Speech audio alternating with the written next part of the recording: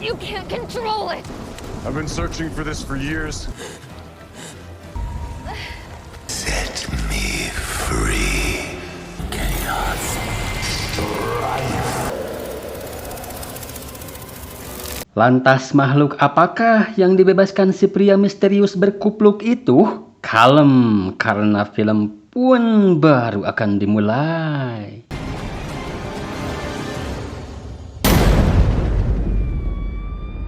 Beralih ke LA alias Lemah Abang, diperlihatkan satu gedung yang sudah roboh. Diduga itu disebabkan oleh angin yang sudah semena-mena, mentang-mentang tidak ber-KTP, membuat petugas kesulitan menyelamatkan satu bocil yang terjebak di antara puing reruntuhan. Karena ada seekor dogi kesetanan di sana, seseorang bernama Deton menawarkan bantuan pada petugas damkar kalau dia tahu siapa orang yang bisa membantunya. Inilah orang yang dimaksud si botak, dia bernama Scott McCall, namun sering disebut Sang Alpha. Jadi kalau kalian pernah nonton seriesnya, masih dengan judul yang sama dan orang yang sama pula, pasti tahulah siapa itu Alpha. Sedikit spoiler aja, biar kalian gak bingung, karena memang ini ceritanya 15 tahun setelah cerita dari series, alias setelah meninggalkan Beacon Hill. Jadi si Scott ini awalnya adalah seorang pelajar ya gengs, yang terinfeksi oleh serigala bersuku Alpha. Beda dari serigala-serigala lain, di mana Alpha ini sangat terkenal dengan kekejamannya. Dikarenakan yang menginfeksinya adalah Alpha, maka si Scott jadi memiliki semacam hubungan. Nah, dari situlah lahirnya julukan Sang Alpha pada si Scott. Si Scott pun langsung mengecek si kontil di sana. Situasi kondisi Tilirinsi, benar saja si Dogi ngamuk karena menganggap setiap orang yang datang adalah ancaman bagi si bocil. Tapi dengan tatapan GGS-nya, si Scott mampu menenangkan si Dogi.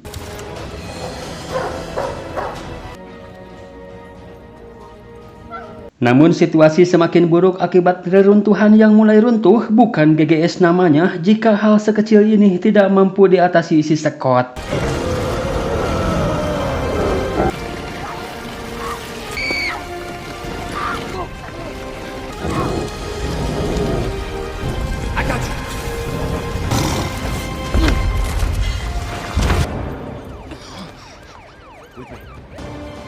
Like a wolf.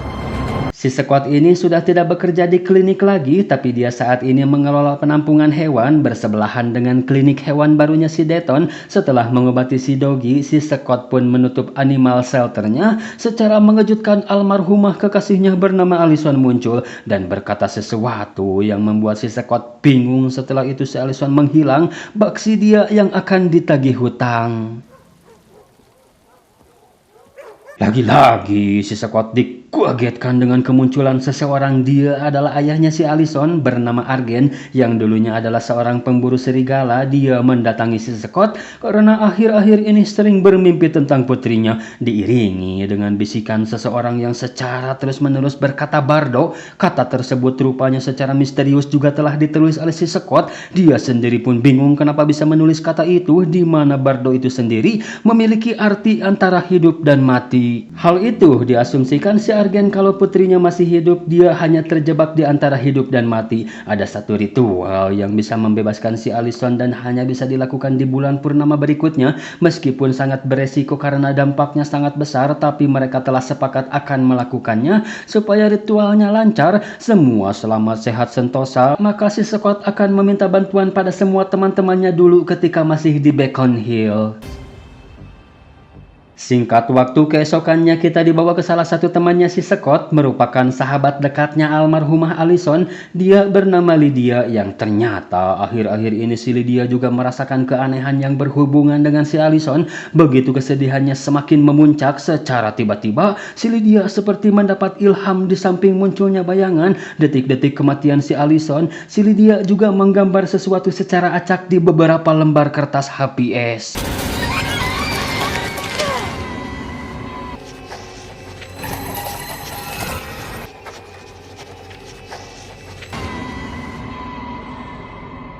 Beralih ke seorang remaja bernama Ellie yang secara diam-diam membajak sebuah jeep. Diduga jeep itu adalah milik si stylist, sahabat dekat si Scott ketika masih di Beacon Hills, tapi nasib si stylist sendiri saat ini belum keceritakan. Di samping itu, telah terjadi kebakaran hutan di mana ini adalah kebakaran yang ketujuh kalinya. Muncul juga di sana seorang anggota GGS bernama Derek. Jadi si Derek ini awalnya manusia serigala di Beacon Hills itu cuma dia dan almarhumah adiknya yang sedang memburu alpa sebelum si Scott terinfeksi, dan setelahnya pun si Derek inilah yang telah membantu si Scott untuk mengendalikan kekuatan alpanya. Sedangkan keberadaan si Derek di sini adalah untuk memberitahu si Sheriff bernama Stilinski kalau mobil jeep anaknya telah kembali dibegal oleh si Ellie.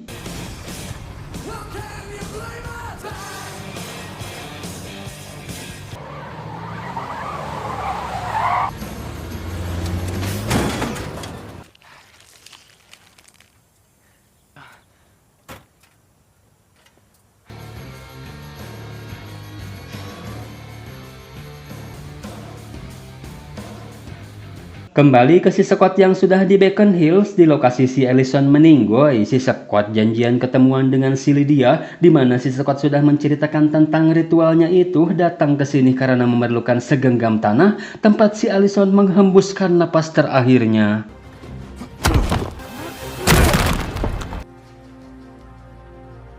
Setelah itu, mereka berkumpul untuk memecahkan teka-teki oret-oretan si Lydia, di mana si Lydianya itu sendiri telah memanggil si Jackson untuk membantu memecahkan teka-teki tersebut.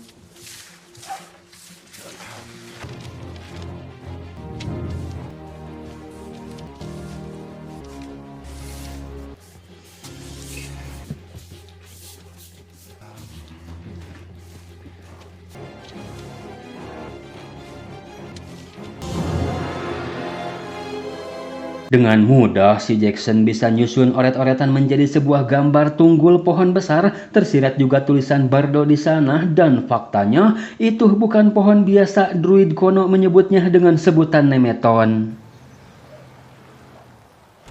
Kembali ke si Derek. Jadi si Ellie ini ternyata putranya si Derek, gengs, bekerja di sebuah bengkel mobil. Sedikit cekcok masalah pengempesan mobil tadi hingga merembet ke masalah lain, yaitu si Derek selalu berkata dan sangat yakin kalau si Ellie ini adalah manusia serigala, dan hal itu selalu dibantah si Ellie karena memang si Ellie tidak pernah merasakan gejala keserigalaannya muncul dalam dirinya. Di sisi lain, si Dalton jauh-jauh dari Lemah Abang ke Beacon Hills untuk menemui si Argen. Rupanya si Dalton ini melihat ada keanehan pada si Argen sejak dirinya menampakkan diri di LA. Dengan beberapa pertanyaan jebakan, si Dalton mampu mengungkap di balik keanehan si Argen.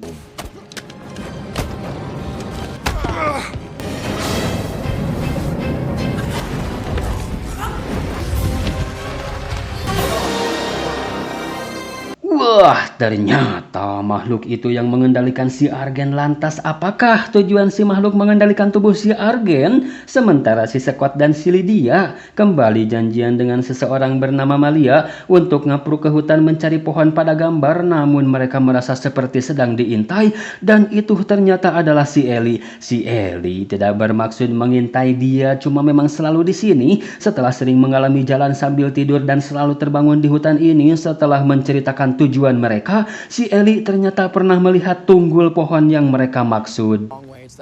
We were circling back. So what should we do about Argent? Setelah berhasil menemukan tunggul pohon, belum apa-apa semua benda yang menjadi persyaratan tiba-tiba saja bergerak dengan sendirinya, semua tersedot masuk ke dalam tunggul pohon. Okay. Dirasa telah gagal karena si tunggul tidak bereaksi apapun. Saat mereka hendak akan pergi, secara ajaib si tunggul mengeluarkan sebuah cahaya. Hey guys.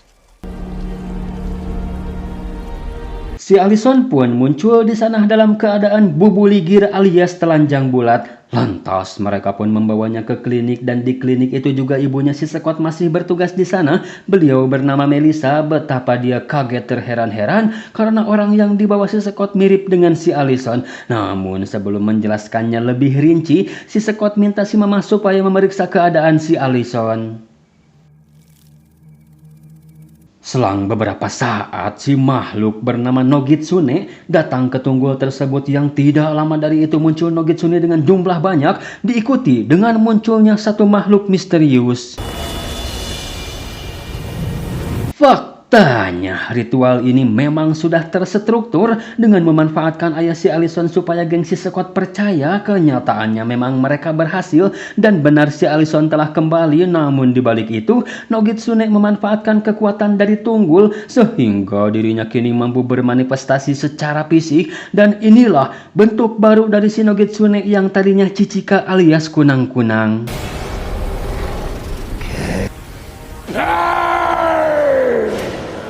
Kembali ke rumah sakit, ceritanya si Mama sudah memeriksa si Allison di mana si Allison tidak seperti orang mati yang sudah dikremasi, bahkan sebaret luka pun tidak ada. Dia juga tidak seperti orang yang telah meninggal selama 15 tahun, alias semua masih segar dan normal layaknya kematian tidak pernah menghampirinya. Dan ketika mereka sibuk ngerosting si Allison, si Scott melihat si Allison sudah tidak ada di ruangannya. Lantas mereka pun langsung ke sana kemari untuk mencarinya, dan ketika berhasil ditemukan,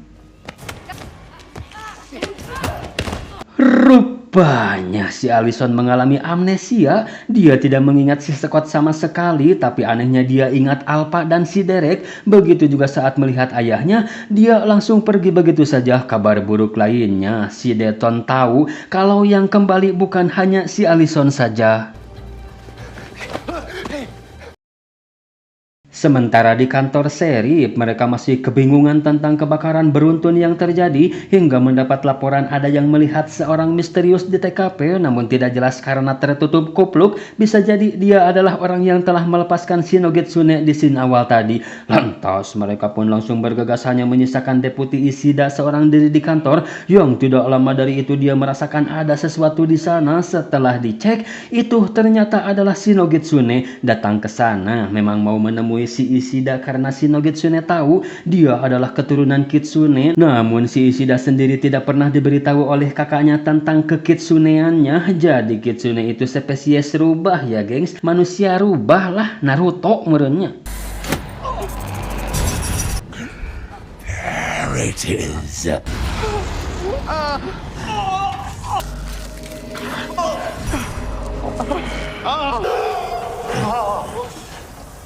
Tah iya, intinya masih Nogitsune memerlukan kekuatan ekor 9-nya untuk memanggil 9 Oni, sedangkan di sisi lain mereka menganalisa tentang ingatan si Allison. Kalau yang dia ingat adalah keluarganya sebagai pemburu serigala, makanya dia hanya mengingat Alpha dan si Derek. Itu artinya si Allison pasti sedang mencari keberadaan si Derek.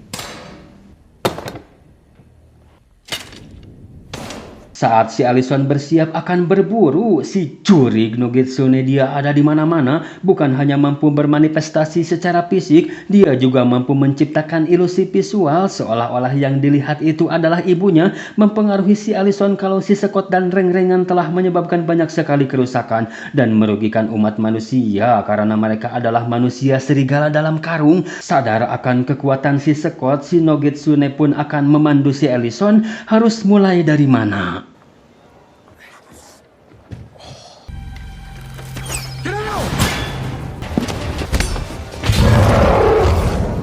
Mengetahui yang menyerangnya adalah si Allison membuat fokus si Derek buyar. Alhasil dia harus terkena panah si Allison.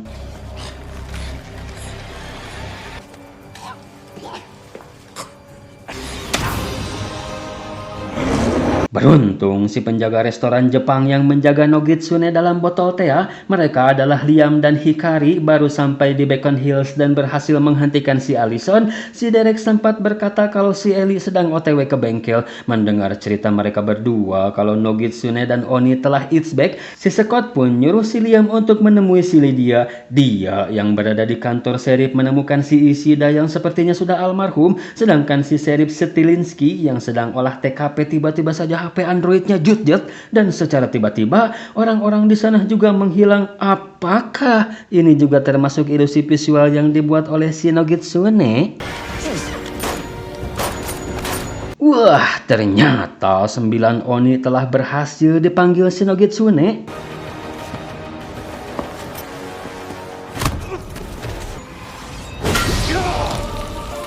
Apakah si Sarip berhasil kabur karena Shin kembali ke si Scott setelah membawa si Derek ke rumahnya? Saudara si Derek bernama Peter mencoba mengobati luka si Derek. Setelah itu si Scott akan pergi mencari si Ellie. Si Ellie-nya itu sendiri, dia sedang mengisi premium di pom mini. Tiba-tiba saja muncul satu mobil menghantam mobilnya si Ellie, dan itu adalah si Allison.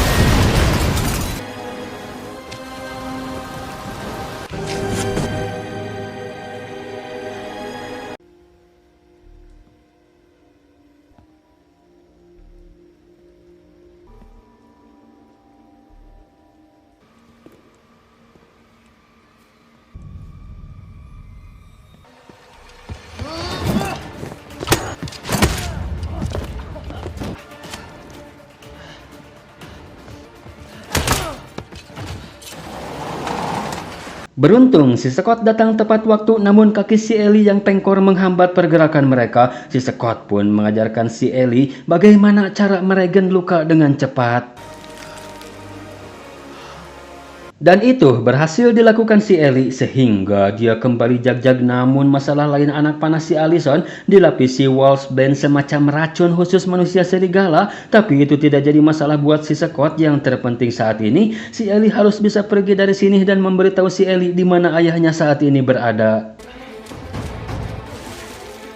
Kembali ke kantor Sheriff, si Liam yang baru datang diperlihatkan jasad si Ishida dan sudah bisa menebak apa yang telah terjadi kepadanya. Jelas ini ada hubungannya dengan si Nogitsune dan harus segera bertemu dengan si Scott karena yang kita hadapi ini bukan manusia, bukan iblis, setan, pocong, kuntilanak atau genderuwo, melainkan kekuatan kuno. Saking kunonya bisa dibilang kalau Nogitsune ini adalah elementalis yang hampir mustahil bisa dibunuh. Sedangkan si Peter, Elisa, dan si Agren, mereka rupanya malah ikut mencari si Ellie. Sedangkan si Ellie-nya sendiri, dia beruntung kembali bertemu dengan si Sarip.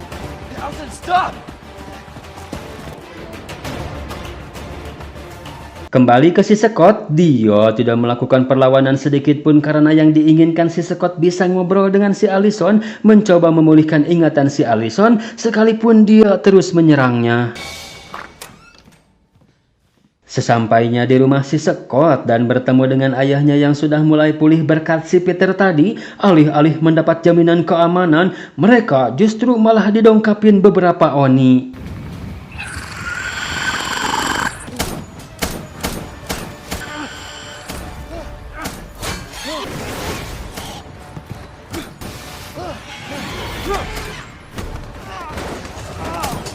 Sedangkan sebagian Oni lainnya juga mendatangi mereka berdua yang sedang mencari si Scott.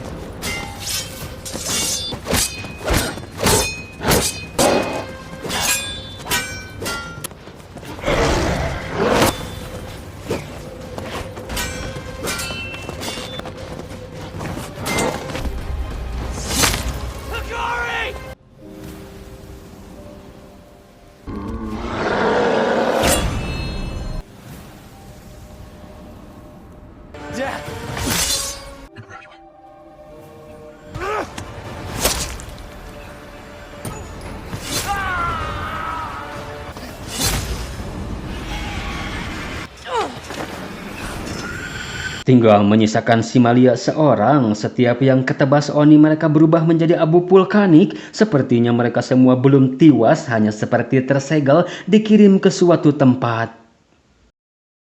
Bagaikan lagi push global rank, mereka papukat sampai terbit fajar hingga pada akhirnya si Scott berinisiatif mencoblos dirinya untuk menambah suara. Hal itu dia lakukan bukan karena pengen jadi presiden, melainkan hal itu untuk meluluhkan hati si Allison. Okay, you killed me.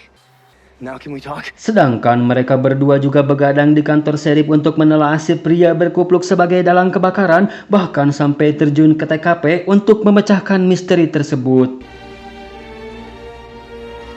Kembali ke lokasi si Scott dicoblos, keberadaan si Scott tercium oleh si Peter, namun merekanya sudah tidak ada di sana. Sudah bisa ditebak si Argen kalau si Scott terkena belati cincin yang dilumuri Wolfsbane. Paling lama si Scott bisa bertahan 8 jam saja, dan keadaan si Scottnya itu sendiri, si Allison rupanya sedikit pun tidak bersimpati, malah dia berencana akan memancing anteknya si Scott dengan menggunakan darah si Scott yang berceceran. Namun pada saat si Scott mengatakan sebuah kode, hal itu rupanya berhasil sedikit memicu ingatan si Allison. Setelah menelaah kebakaran, anehnya yang terbakar hanyalah pohon rowan saja. Muncul kesimpulan kalau si pria berkupluk itu menginginkan abu gunung kembali ke si Scott. Sepertinya si Allison sengaja membuat pingsan si Scott supaya si Allison bisa mencari tahu kebenarannya sendiri. Namun di saat si Allison sudah mulai mengingat si Juri Nogitsune tiba-tiba sudah berada di sana saja, dia kembali mendebar fitnah supaya si Allison tetap fokus pada rencana awal.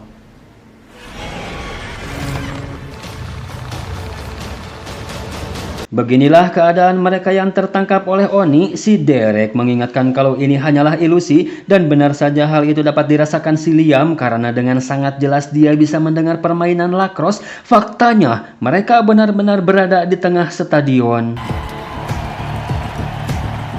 Kembali ke si Scott yang sudah tersadar, dia kembali mencoba meyakinkan si Allison, "Beb, kamu tahu gak bedanya jam 9 sama kamu?"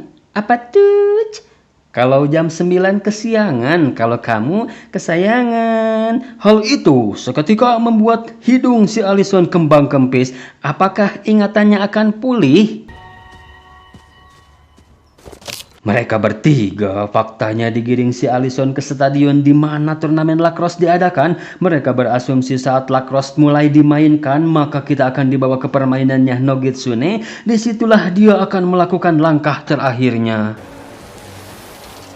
Si misterius pria berkupluk ini perlahan mulai terungkap, namun dia berhasil menjalankan rencananya hingga ke tahap mendekati akhir menabur abu gunung di sekeliling stadion. Sementara si Allison rupanya rayuan gombal tidak mempan terhadapnya. Anehnya setelah diperlihatkan foto mereka berdua, si Allison hanya mengingat si Lydia Jackson dan si stylist. Jelas-jelas mereka semua tidak ada di foto. Lain cerita ketika si Scott menceritakan adu zigong, seketika si Allison mengingatnya, tapi si Scott tidak bisa menceritakan lebih jauh lagi karena dia bisa meninggoy jika si Allison tidak menolongnya terlebih dahulu. Dia pun menggunakan lilin ulang tahunnya untuk menghilangkan racun Wolfsbane dalam tubuh si Scott. Aungan si Scott sampai terdengar ke dunia multiverse. Si Allison yang baru samar-samar mengingat si Scott, dia tidak bisa membantunya karena harus segera menemukan ayahnya. Bagi si Allison, mungkin hanya dia satu-satunya yang tersisa. Kembali ke dunia ilusi, permainan macam apa cina sebenarnya gengs yang akan dimainkan oleh si Nogitsune ini? Karena secara tiba-tiba dia mengembalikan si Ellie ke dunia nyata.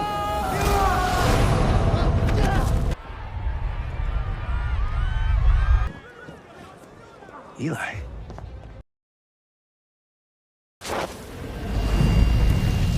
Bagaikan putusan MK, abu gunung yang sudah ditebar si pria berkupluk tidak bisa diganggu gugat, dan itu bukan sekadar penghalang, melainkan juga sebagai gerbang antara dunia Nogitsune dan dunia manusia. Akhirnya si kupluk disunat juga, dan dia ternyata Adrian Haris, guru kimia mereka ketika masih kuliah. Jadi si Adrian ini ketika di season 3 dia bekerja untuk Darak, mengorbankan manusia demi sebuah kekuatan supaya bisa mengalahkan Alpha. Namun naas dia justru malah dikorbankan oleh Darak itu sendiri, dan anehnya jasad si Adrian ini tidak pernah ditemukan, malah dinyatakan hilang. Yang ternyata dia masih hidup dan bertahun-tahun telah merencanakan balas dendam ini karena dia menganggap kalau penderitaannya itu berawal dari hancurnya karir dia sebagai PNS, melimpahkan semua kesalahan pada si Scott dan reng-rengannya yang kala itu masih berstatus murid. They're alive. It's part of the game. Just like knocking pieces off the board. Kembali ke si Scott, sadar matahari mulai tenggelam. Itu artinya Oni bisa bebas berkeliaran. Dia minta guru penjas supaya mengeluarkan semua orang di stadion tanpa membuat mereka semua panik. Alhasil, si guru penjas mendapat ide untuk menyelesaikan pertandingan lebih cepat dengan nyelipin atlet terbaik lacrosse di masanya, yaitu si Scott itu sendiri.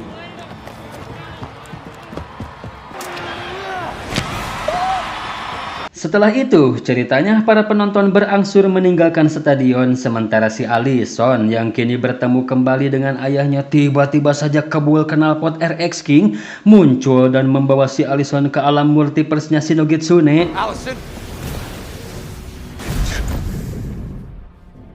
Di sisi lain, si Malia yang baru tiba bersama si Paris mereka tidak bisa masuk karena abu gunung. Si Malia pun minta supaya si Paris membakar abu gunung seperti yang pernah dilakukannya dahulu kala.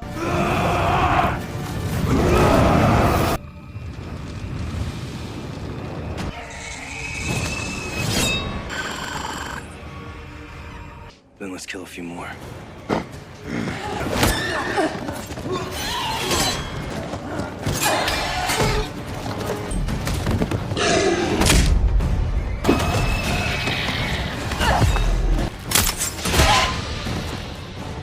Apa yang terjadi pada mereka ini ternyata sengaja dipertontonkan si Adrian pada si Lydia. Melihat si Allison sedang terpojok, si Lydia pun mengeluarkan aungan bansosnya.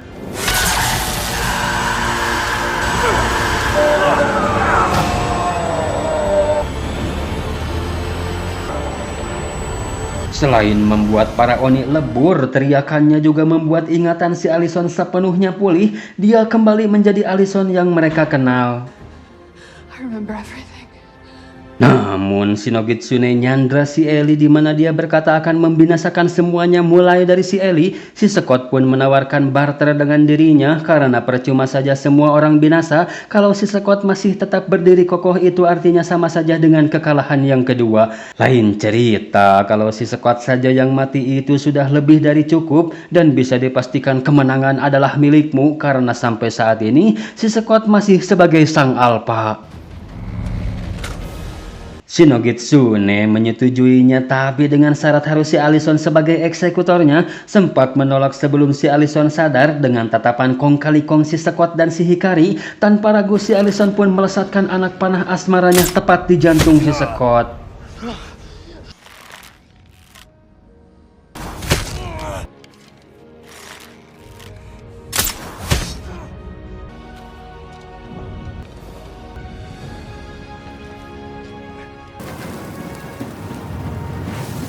Rupanya kekuatan rubah api neraka milik si Hikari diam-diam dipinjam si Scott. Di saat si Ellie sudah tidak menjadi sandera lagi, mereka pun kini mulai melakukan perlawanan. Bantuan pun datang berkat si Paris yang berhasil menghancurkan abu gunung.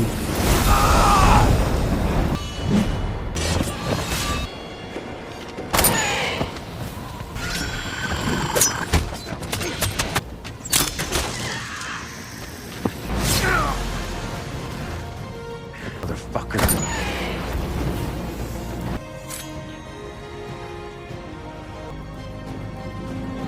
Saat si Adrian berhasil ditumbangkan, hal itu rupanya berdampak pada Shinogitsune. Di saat itu pula, si Ellie kini bisa membangkitkan jiwa GGS-nya.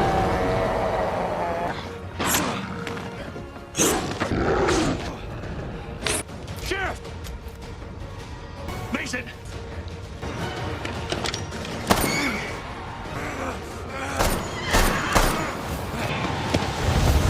Namun Nogitsune tidak bisa tumbang begitu saja. Dirinya yang dikala itu sebelum dikalahkan untuk pertama kalinya sempat digigit si Scott, dan kini dia memanfaatkan gigitan tersebut menjadikan dirinya memiliki kekuatan alpha yang mampu menciptakan ruang manifestasi baru dengan memisahkan mereka bertiga di ruang yang berbeda.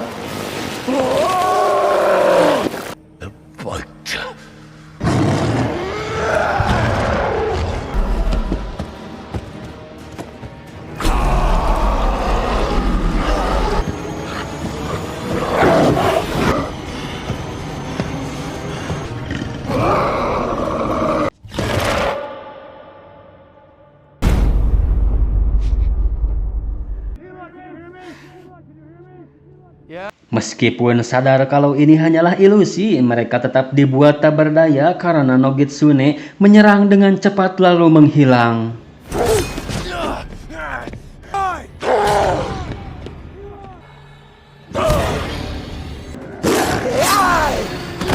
Start with me! Hingga akhirnya mereka terpikirkan untuk saling mengaung karena dengan begitu mereka bisa saling mengetahui satu sama lain.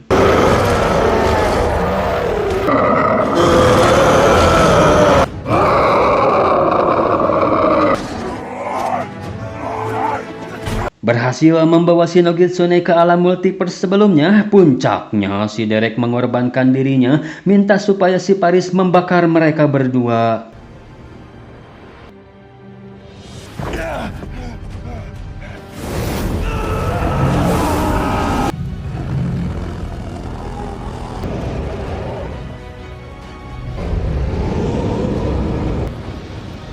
Dad.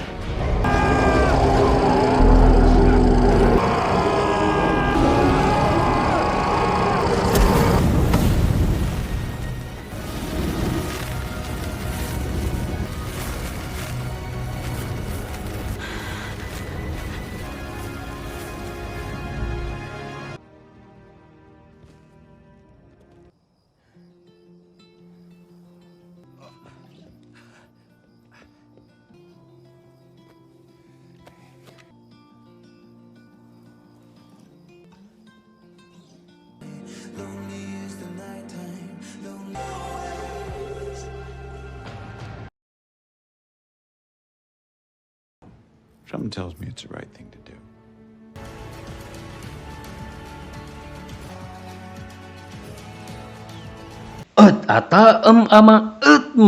Atosan. Gimana, seru sekali bukan filmnya? Kalau belum nonton seriesnya yakin pasti bingung, tapi lain cerita jika nonton reviewnya di AB Channel tanpa nonton seriesnya pun yang bagaikan sinetron tersanjung, kalian pasti akan paham dengan alurnya. Udah gitu gak ngebosenin, anteng lah pokoknya mah.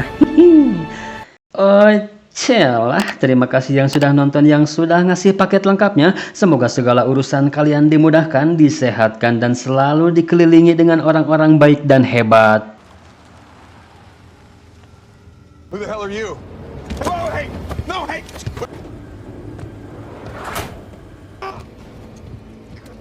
God. Come on, the kids, the teenagers, they're where? Oh, I'm a high school teacher. There's always a new one.